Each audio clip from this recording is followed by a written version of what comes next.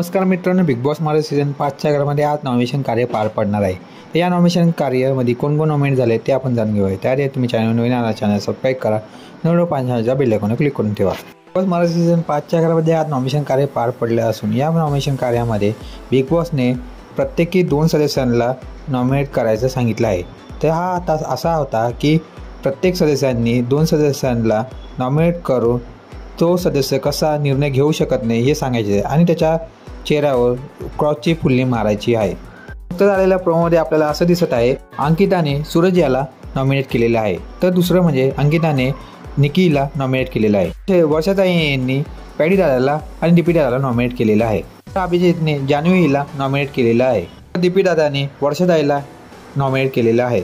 घरातली शेवटचं नॉमिनेशन कार्य असून तर निकी आणि जान्हवी हे कन्फर्म नॉमिनेट झालेलं आहे. तर तुम्हाला कोण वाटतं या आठवड्यात कोण घराबाहेर जाईल हे मला कमेंट बॉक्समध्ये सांगा आणि व्हिडिओ आवडला तर लाईक करा, शेअर करा, सबस्क्राईब करा. धन्यवाद.